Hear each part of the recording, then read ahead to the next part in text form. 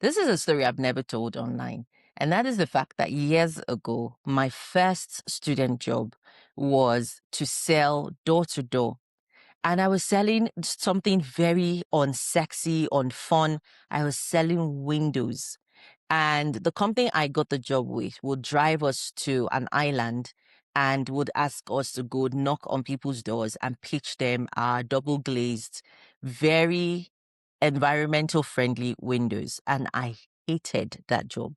I hated every second of it. It was the bane of my existence. And the only reason I was doing it was because I thought I could make an income from it. And if you can imagine the idea of just going to a town that you don't know anyone in and just walking up to random houses and telling them all about your windows and asking them to buy, it was not a very fun job. I didn't know that that job was preparing me for a life of sales. And in fact, over the years, I have gotten better and better at sales to the point where I now teach people inside of my community how to have sales conversations and how to close the sale. Can you imagine? Like life actually goes full circle. But one thing that most people don't understand is that many, many entrepreneurs struggle with selling. Even when they are passionate about the products, they are passionate about what they do, and they actually know that what they do is going to help other people, they still struggle with selling. And so yesterday, I was having a conversation with a client who said, look, I love my business. I love everything I do. But if I didn't have to sell to anyone, I will be happy. And so I wanted to understand what exactly about selling is so hard. And we ended up having a long conversation about just how icky and sleazy selling can be. And that, and that took me back to the girl I used to be, just how uncomfortable I was telling people about stuff that I didn't think they needed. So if you're one of those people who struggles with selling, I hope that this episode helps you. And I'm just going to say the reason that selling feels so painful to a lot of people is because you feel like you are doing something to the person. Like when I would go up to those doors and knock at the door, the reason I felt icky about telling them about my environmental friendly windows was because I felt like the houses already have windows. Surely, if they already have windows, they don't have need for more windows. Like, where are they going to put it? And that held me back from actually asking them the questions I ought to have been asking them. Like, hey, do you think your windows are the best windows you could have right now? Are they keeping your house warm? Have you noticed that your energy costs have gone up in the last few months? Do you think that if you had better windows, your house will be warmer, it will retain more heat, and then your energy costs will come down? Have you been having frequent colds or just sniffles all round? Like those are questions that show consent. So I think it's time for me to share some of the things that have helped me become a better salesman. Now I need to share that in that job, I was terrible, terrible at that job. Um, and over the years, I now understand why I was terrible at the job, and I've had to course correct so that hopefully something I share in this video can help you. So the first reason a lot of people struggle with selling is because they think they are doing something wrong. They think that they're trying to deceive you into a decision. And that is why they struggle when they talk about their products and their services, because they feel like, oh, why am I telling this person that I bake bread when there are 1,000 other bakers in the world? And if you always come from that angle, then you will always be terrible at selling because you are thinking of something bad. But if you start to reframe your mind and start thinking of it from a point of, I'm offering this person a convenience that instead of them going looking for 1,000 other bakers, I am right here in front of them, offering them the best possible bread they could find. That immediately changes the way you view sale in your mind.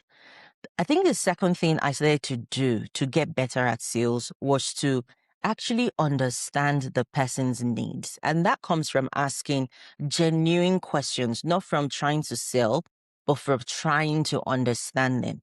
And when you start to ask people questions, they tend to tell you things that you didn't even know about. And that gives you the opportunity to diagnose what is good for them.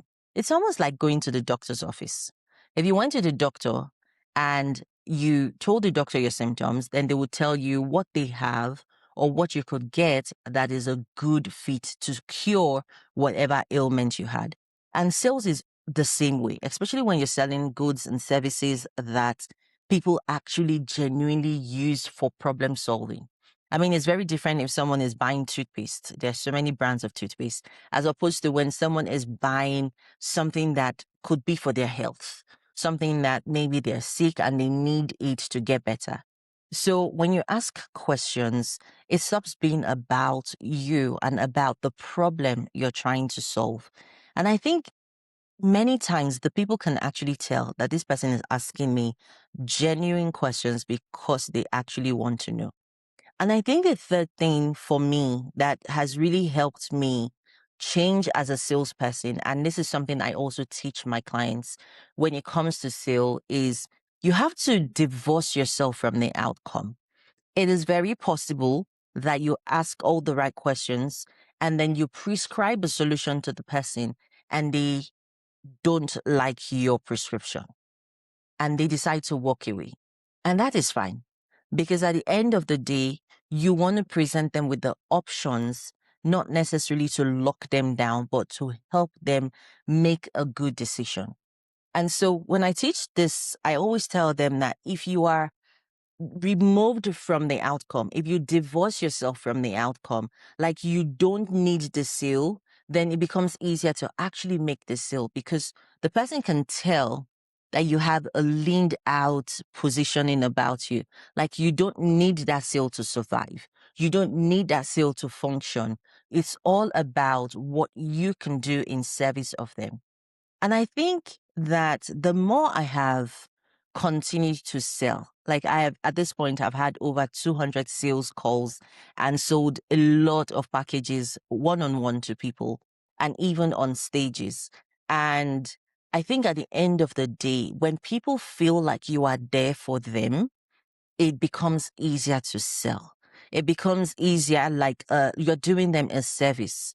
When they ask you questions and you're upfront about responding, it's no longer about buy my stuff. It's about this is what I can do for you, or this is what I have for you that can do something for you.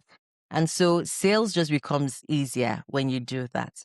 I've now come to the point where going into a sales conversation is no longer something that I worry about. It's just a conversation. And I teach my clients to do the same thing. Like when you're going into a sales conversation, get it out of your mind that this person has to buy. They don't have to buy. But what you want to do is make sure that you give them all the information that is going to help them make a favorable decision. I think the day I realized that selling is a service was one of the days that I had a lady on the call and she was bawling her eyes out. And she basically said something like, I've been looking for someone like you for so long because I have XYZ problem and I needed someone to solve it and I just couldn't find the right person. But speaking to you now, I think I found the right person. I am so grateful. I was like, okay. But that started to change the way I looked at selling. And over the years, I tell you, it has really helped me to become the kind of person that I wish I would have if I was looking to buy a service or a product.